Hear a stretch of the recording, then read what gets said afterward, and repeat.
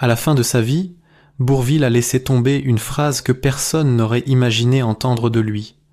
Une phrase simple, calme, presque murmurée, mais d'une vérité déconcertante. Il a admis que sa relation avec Louis de Funès n'a jamais ressemblé à ce que le public croyait.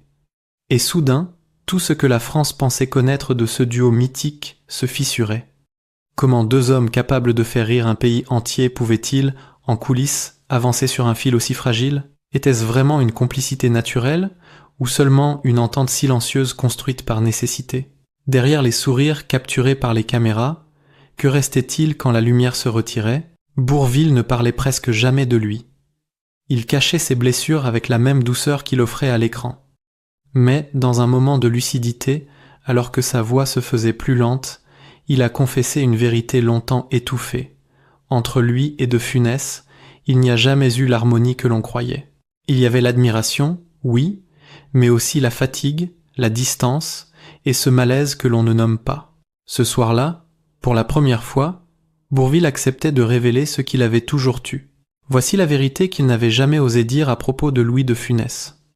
Avant que leurs noms ne deviennent indissociables, Bourvil et Louis de Funès évoluaient dans deux mondes presque opposés. L'un avançait avec douceur, cherchant la tendresse dans chaque rôle, façonnant un comique fondé sur l'humanité. L'autre construisait son art sur la nervosité, la vitesse, l'excès contrôlé, obsédé par la précision et le rythme. Rien, absolument rien, ne les prédestinait à former un duo, et pourtant, l'histoire les a placés côte à côte. Quand ils se rencontrent pour la première fois, les producteurs voient immédiatement l'opportunité d'un contraste parfait. Bourvil incarne la bonté, la naïveté lumineuse, l'homme qui touche le cœur sans effort. De Funès est l'explosion, l'autorité comique, celui qui attire l'œil dès qu'il entre dans un plan. Mais pour que cette combinaison fonctionne, l'un devait retenir son énergie, l'autre l'amplifier. Ce déséquilibre, visible pour les professionnels, demeurait invisible pour le public. À mesure que le succès arrive, la fracture silencieuse se précise. Bourvil sent le poids de l'attente. On lui demande la même douceur, la même candeur, le même sourire. De Funès, lui, veut dominer la scène, diriger le rythme, imposer l'intensité. Entre les deux, aucune querelle ouverte, aucun éclat, seulement une tension discrète qui s'installe et ne disparaît plus. Pourtant, malgré cette distance, une forme d'admiration mutuelle persiste. Bourvil reconnaît le génie comique de Funès. De Funès sait que sans la présence calme de Bourvil, certaines scènes perdraient leur équilibre. Mais cette dépendance artistique ne suffit pas à créer une réelle proximité humaine. Les tournages passent, les succès s'enchaînent, et chaque film creuse un peu plus cette étrange asymétrie, un duo parfait à l'écran, deux solitudes côte à côte en dehors. À ce stade, dans le cœur de Bourvil, une question commence à naître. Pourquoi deux artistes capables d'émouvoir un pays entier n'arrivaient-ils jamais à vraiment se rejoindre ? Pendant longtemps, Bourvil laissait chacun croire que tout était simple. Son rire franc, sa présence lumineuse, son regard toujours ouvert, donnait l'impression d'un homme à qui rien ne pesait vraiment. Face aux caméras, il devenait ce compagnon idéal que la France adorait, tendre, modeste, rassurant. Mais derrière cette apparente tranquillité se cachait une vérité dont il ne parlait jamais. Une vérité qu'il n'a accepté de murmurer que bien plus tard, lorsque la fatigue, la maladie et le recul de toute une vie l'ont finalement amené à dire ce qu'il n'avait jamais osé formuler. La première fois qu'il évoque Louis de Funès avec une nuance différente, ce n'est pas dans une interview publique ni lors d'une séance officielle. C'est un soir, entre deux prises, alors que l'équipe de tournage s'est dispersée. Un proche le trouve assis, pensif, le visage tourné vers les projecteurs qui s'éteignent. Il lui demande s'il est fatigué. Bourvil sourit et répond simplement « Fatigué ». Mais pas seulement. Avec Louis, tout est plus lourd que ce que les gens voient. Cette phrase est le premier signe d'une fracture invisible. Une fracture qu'il portait depuis des années sans jamais chercher à la nommer. Ce que Bourvil ressentait profondément n'avait rien à voir avec la jalousie. Il n'enviait pas le succès de Funès. Il admirait même souvent l'énergie dévorante de son partenaire, cette façon unique qu'il avait d'occuper la scène, de transformer la moindre réplique en tempête comique. Bourvil savait reconnaître le génie quand il le voyait. Ce qu'il ne supportait pas, Ce qui l'usait lentement, c'était cette impression constante de devoir s'effacer pour laisser l'autre respirer. Un jour, alors qu'il répétait une scène censée être légère, Bourvil improvise un geste doux, une nuance qui fait rire toute l'équipe. Les regards se tournent vers lui, surpris par cette spontanéité si naturelle. Mais De Funès, lui, ne rit pas. Il garde le silence, les bras croisés, observant la réaction des autres comme si quelque chose venait de lui échapper. Quelques minutes plus tard, il s'approche du metteur en scène et glisse quelques mots discrets. La scène sera rejouée. Le rythme modifié. Dans la version finale, la magie initiale de Bourvil a disparu. Son geste improvisé n'existe plus. Et ce soir-là, en quittant le plateau, il confie à un assistant : « Je voulais seulement offrir un peu de douceur. Mais parfois, la douceur dérange. » Ce n'était pas une critique, c'était un constat lucide, presque résigné. Pour que le duo fonctionne à l'écran, l'un devait prendre l'espace, l'autre devait le céder. Et ce rôle-là, Bourvil l'avait accepté sans explication, sans débat, sans plainte. Mais au fond de lui, une fissure se creusait. L'un des moments les plus marquants survient lors du tournage de La Grande Vadrouille. Ce film deviendra l'un des plus grands succès de l'histoire du cinéma français, mais derrière les coulisses, le tournage fut l'un de ceux où la distance entre les deux artistes se fait la plus grande. Plusieurs membres de l'équipe se souviennent que De Funès arrivait chaque matin avec une énergie presque féroce, décidé à dominer chaque scène. Bourvil, lui, arrivait avec une douceur tranquille, prêt à travailler, prêt à donner sans jamais prendre. Une scène en particulier les marque tous. Bourvil, dans un moment d'inspiration, ajoute une petite inflexion à sa réplique, un détail presque imperceptible mais qui change tout. L'équipe éclate de rire. Même le script lui lance un regard admiratif. De Funès, lui, détourne simplement la tête. Quelques instants plus tard, il demande une nouvelle prise, sans dire pourquoi. La scène est refaite encore et encore, jusqu'à ce que toute trace de ce moment spontanément magique disparaisse. Plus tard, Bourvil dira à un ami de longue date : « Je crois qu'il a peur que je le fasse disparaître, même si je n'en ai ni l'envie, ni la force. » Cette phrase révèle plus qu'un malaise. Elle révèle une compréhension profonde de la nature humaine. De Funès, génie comique incontesté, était aussi un homme d'une grande fragilité intérieure. Son besoin de contrôler, son désir d'être au centre, cette agitation continue n'étaient pas des caprices, c'étaient des mécanismes de survie. Mais pour quelqu'un comme Bourvil, dont l'art reposait sur l'écoute, la délicatesse et la respiration, cette tension constante devenait un poids difficile à porter. Le lien entre eux n'était pas conflictuel, il était déséquilibré. Un déséquilibre silencieux, presque doux, mais profondément réel. Bourvil n'a jamais voulu prendre la place de De Funès. Il voulait seulement exister à côté de lui sans être englouti par son énergie. Pourtant, plus les années passaient, plus il avait l'impression de se dissoudre dans l'ombre de son partenaire.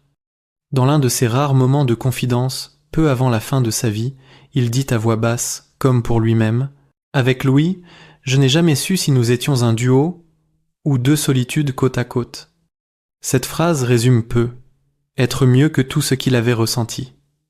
À l'écran, il formait une machine à rire parfaite, mais loin de la caméra, ils restèrent deux hommes enfermés dans leurs propres univers, incapables de trouver un langage commun. Une autre révélation troublante apparaît lorsqu'il évoque la manière dont il se percevait face à De Funès. Je devenais transparent quand il entrait dans la pièce. Pas parce qu'il le voulait, mais parce que tout le monde le regardait, lui. Il ne prononce aucune accusation. Il ne cherche pas à régler des comptes. Il dit seulement ce qu'il a vécu, avec cette douceur désarmante qui l'a toujours caractérisé. Et pourtant, malgré cette douleur discrète, il garde une admiration intacte pour De Funès.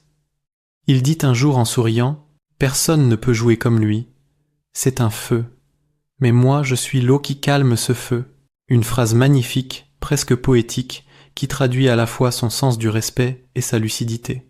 Mais la confession la plus étonnante, celle qui surprend même ceux qui le connaissaient depuis longtemps, vient lorsqu'il explique ce qui l'a réellement blessé. Ce n'était ni les reprises imposées, ni la perte de lumière, ni même l'effacement progressif. C'était l'absence de vrai contact humain. Nous n'avons jamais parlé vraiment. Nous avons seulement joué ensemble.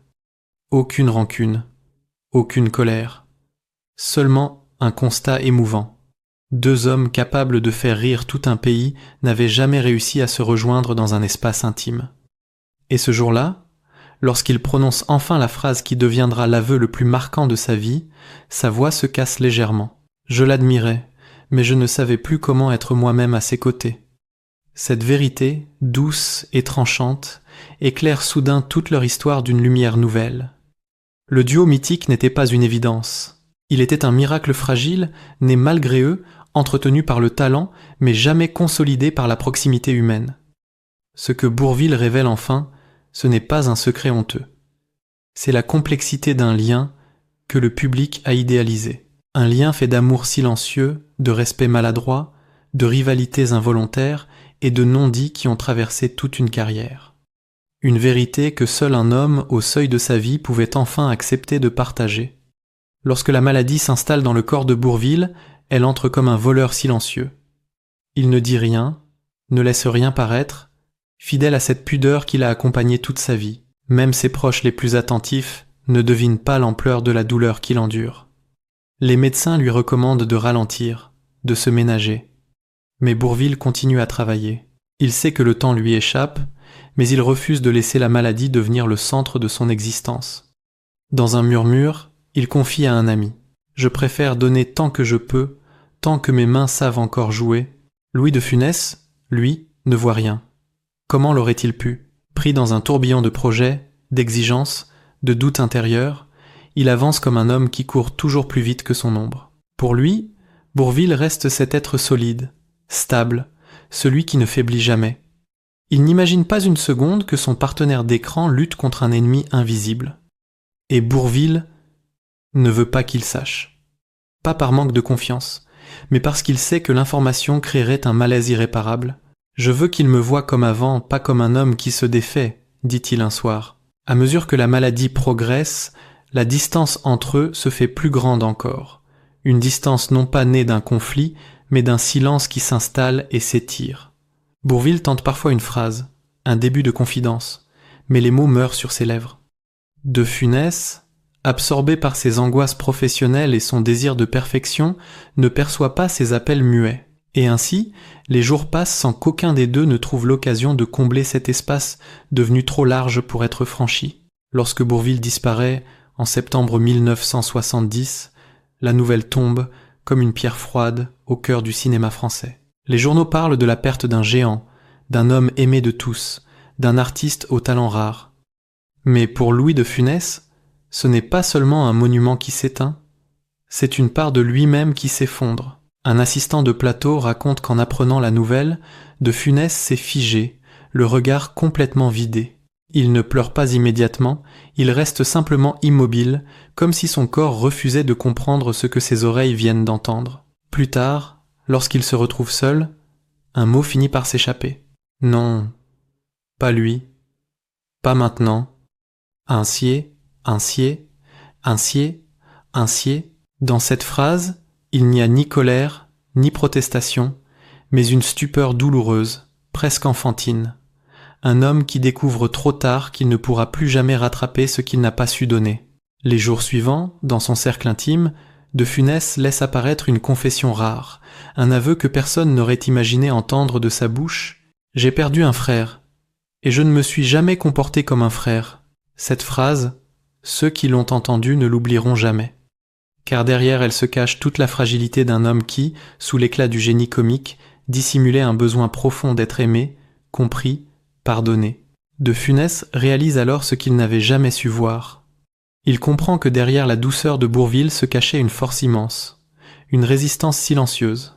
Il comprend aussi que cette douceur avait fait de lui un partenaire idéal, celui qui équilibrerait ses excès, canaliserait son intensité, apaiserait son angoisse.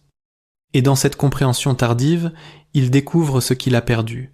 La possibilité d'un lien vrai, d'une amitié improbable mais possible, si seulement il avait su s'arrêter un instant pour regarder l'homme derrière le personnage. Un technicien se souvient d'une scène poignante. Quelques années après la mort de Bourvil, lors d'un tournage, de Funès s'arrête devant une photo accrochée à un mur. Une image des deux acteurs sur le plateau de La Grande Vadrouille.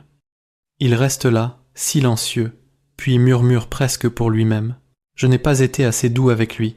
Il ne dit pas cela pour être entendu. Il ne cherche pas la sympathie. Il parle à Bourvil, mais dans un espace que seul lui peut percevoir, comme si l'image était devenue une porte que le temps ne referme jamais complètement. Dans d'autres moments, De Funès reconnaît un autre regret, plus discret mais tout aussi profond. Je n'ai jamais su lui dire merci. Pour dit. Inma, merci pour l'équilibre, pour la complicité silencieuse, pour la lumière qu'il apportait sans jamais réclamer quoi que ce soit. Merci pour avoir accepté d'être l'eau qui apaise le feu sans jamais l'éteindre. Mais désormais, ces mots restent suspendus, sans destinataire. Au fil des années, ce regret prend la forme d'une ombre dans la carrière de Funès. Il continue à briller, à dominer l'écran, mais quelque chose a changé dans sa manière de travailler. Certains collègues affirment qu'il devient plus attentif, un peu plus patient, presque comme s'il cherchait à réparer, à sa manière, ce qu'il n'avait pas su offrir à Bourvil, non pas par culpabilité, mais par fidélité à un souvenir qui ne le quitte jamais. De Funès confie un jour à un ami proche. Il était la douceur dont mon art avait besoin. Je l'ai compris trop tard. Cette phrase résume tout. Bourvil n'était pas seulement un partenaire comique. Il était l'équilibre, la respiration, la mesure. Sans lui, certaines scènes auraient perdu leur sens, certains films leur âme. Et De Funès le savait désormais avec une clarté presque douloureuse. Aujourd'hui encore, lorsqu'on évoque le duo, on pense d'abord au rire, à la gaieté, aux scènes devenues iconiques. Mais derrière ces images se cache l'histoire plus intime de deux hommes que tout opposait et que le cinéma avait réunis sans jamais réellement les rapprocher. Une relation faite de non-dits, de silence, de respect maladroit, de peur, de fragilité croisée. Et au bout du chemin, un regret qui n'a jamais trouvé de réponse. Peut être que la véritable tragédie n'est pas qu'il ne se soit jamais pleinement compris. Peut être est-elle dans le fait qu'ils auraient pu y parvenir si le temps leur avait accordé quelques années de plus. Mais le cinéma, comme la vie, n'offre pas toujours de seconde chance. Et c'est dans ce regret silencieux que demeure l'émotion la plus profonde de leur histoire. Dans l'histoire du cinéma français, rares sont les duos qui ont marqué la mémoire collective aussi profondément que Bourvil et Louis de Funès. Le public n'a vu que les rires, les poursuites improbables, l'alchimie évidente. Mais derrière cette magie, il y avait un équilibre fragile que ni l'un ni l'autre n'a réellement compris avant qu'il ne soit trop tard. Bourvil avançait avec une douceur presque sacrée, une manière de jouer qui cherchait la vérité humaine. De Funès, lui, portait une urgence viscérale, un besoin impérieux de tout maîtriser pour exister pleinement. Leur relation fut une rencontre de contrastes, belle et douloureuse à la fois. Bourvil avait besoin d'être vu pour ce qu'il était vraiment. De Funès avait besoin d'être admiré. Et entre ces deux nécessités, un espace silencieux s'est creusé, un espace que personne n'a osé traverser. Le cinéma en a hérité des scènes inoubliables, mais les hommes, eux, sont restés à distance l'un de l'autre. Lorsque Bourvil a enfin admis que leur lien n'avait jamais été celui que l'on racontait, il n'a révélé ni rancœur ni amertume. Il a simplement mis des mots sur une vérité que les caméras ne pouvaient pas saisir. Une vérité qui, plus tard, deviendra le regret le plus intime de Louis de Funès. Aujourd'hui encore, leur duo reste un trésor national, mais la véritable émotion ne réside être pas dans ce que nous avons vu à l'écran. Elle se trouve dans ce qu'ils n'ont jamais su se dire. Deux géants, deux solitudes, et une vérité tardive qui éclaire enfin ce mythe d'une lumière nouvelle.